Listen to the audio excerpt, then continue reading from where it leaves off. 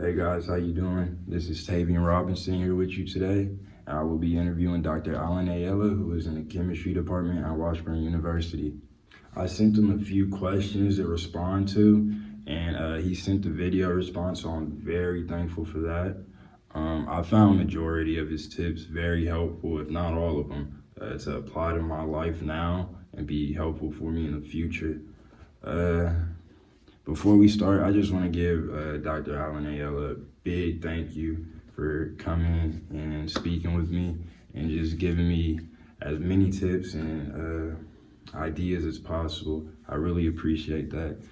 I give to you, Dr. Allan Ayella. Hi, Robinson. This is Dr. Ayella. I got your questions, so I'm going to answer them one by one. The very first question you asked was, what gave me interest in the chemistry field? I've kind of always known that I was going to go into the chemistry field. Where I grew up, there was this kind of expectation that boys were supposed to go into the sciences. And I took that and ran with it, and I performed well both in the sciences and in the arts. But then I liked chemistry more because it was harder. So that's kind of how I ended up in the chemistry field, and I ended up liking it. Especially the field of biochemistry, anything biochemistry, I just eat that stuff up. It just kind of excites me, and I would love to know more about biochemical pathways any day, anytime. Your second question was, um, what prepared me for my profession? So just kind of being able to articulate and plan, and being able to think about the future, having good parents that actually pushed me. My dad didn't push me too much, but he gave me a lot of love, and so did my mom, and that was enough. It made me self-motivated.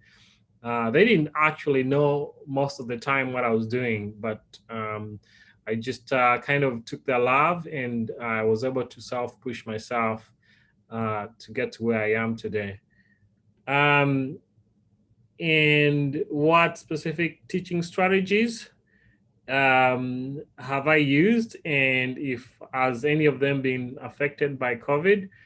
I like the flipped classroom concept, whereby I give students material ahead of time, and they are supposed to look up some of the things so that when I talk about it, I can ask them questions related to that stuff.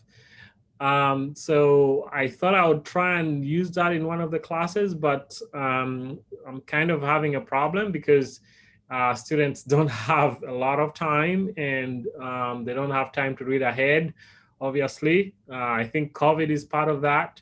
So I've had to change my strategies, whereby I make sure that I factor in the fact that they might not be ready, and I have to be able to lecture when I need to. And that's just kind of worked out really well. You also asked about being an African American. How does it feel to be accomplished? And was anyone around to help you accomplish the goals you got?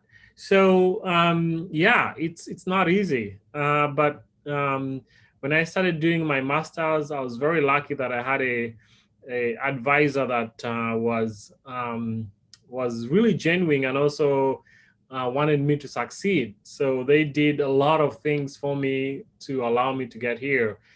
They showed me the ropes, and they guided me, and I kind of used that to guide other students as well. So so that was kind of a good push for me. Just having good advisors and good professors to guide me throughout my studies was really, really helpful.